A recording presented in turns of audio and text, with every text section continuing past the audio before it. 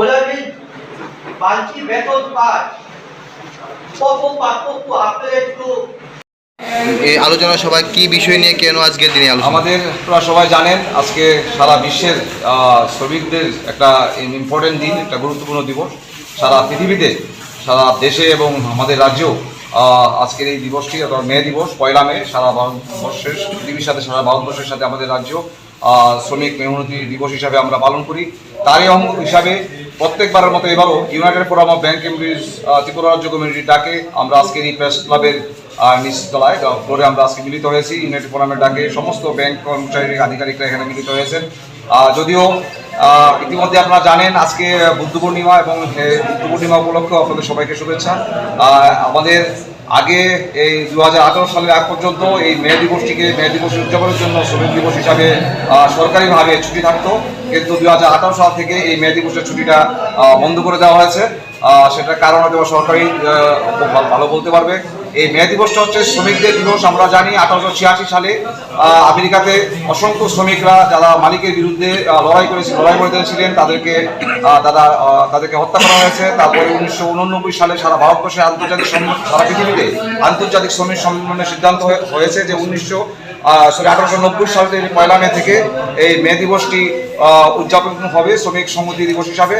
এবং আমাদের ভারতবর্ষে বলতে গেলে 1919 সাল থেকে এই মে দিবসটি শ্রমিক সংহতি দিবস হিসেবে পালন হয়ে আসছে। আগে আমাদের যে পূর্বসূরীরা যে দাবি রেখেছিলেন যে 8 ঘন্টা কাজ, 8 ঘন্টা বিনোদন, 8 ঘন্টা বিশ্রাম, শ্রমিকদের সেই দাবিকে মান্যতা দিয়ে সারা পৃথিবীতে যে বিভিন্ন কারখানা, বিভিন্ন অফিস আদালত চলছিল।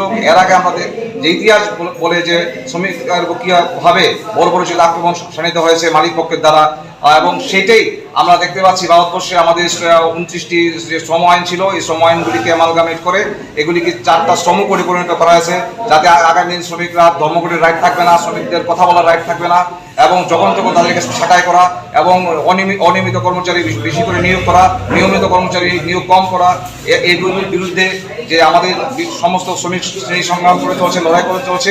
পাশাপাশি আমাদের ব্যাংকিং সেক্টরে যারা রয়েছে ইউনাইটেড ফোরামের ছাতার তলায় আমরাও আমাদের দাবি আমরা রাখছি।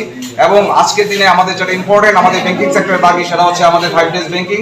এবং অবশ্যই আপনারা জানেন আমাদের যে পারফরমেন্স বেস ইনসেন্টিভ যেটা রয়েছে PLI, সেটা নিয়ে আমাদের দীর্ঘদিনের একটা লড়াই চলছে। 2023 সালে যে জয়েন্ট নোট বা বাইপার্টিস সেটেলমেন্টে কথা হয়েছিল সমস্ত প্যাসেঞ্জার টু আমাদের স্কেল 7 অফিসার সবাইকে 15 দিনের, বছরে মাত্র 15 দিনের যে স্যালারির উপর ভিত্তি করে আমাদের ইনসেন্টিভটা দেওয়া হবে।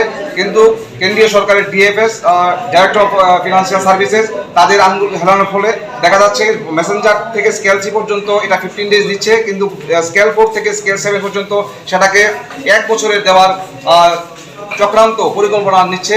আমরা জানি ব্যাংকিং সেক্টর, আপনারা জানেন, আপনারা যদি কোনো একটা ব্যাংকের শাখায় ঢুকেন আপনারা পরিষেবা, ফ্রন্ট লাইন পরিষেবা আপনারা যাদের কাছ থেকে পাবেন সেটা আপনারা পাবেন তালিকা রয়েছেন, সার্ভিস ম্যানেজার যারা রয়েছেন, বা ছোট ছোট ব্যাংকে যারা ব্রাঞ্চ ম্যানেজার, ফিল্ড অফিসার রয়েছেন, all are under the scale 3। আমরা যদি অফিসারদের ক্যাটাগরি ধরি বা ক্লারিক্যাল ক্যাটাগরি ধরি, আমাদের যদি সমস্ত ব্যাংকিং সেক্টরে 8 লক্ষের মতো কর্মচারী আধিকারিক আছে, তার মধ্যে দেখা যাবে প্রায় 7.5 লাখ কর্মচারী আধিকারিক রয়েছে ফ্রম মেসেঞ্জার টু স্কেল 3।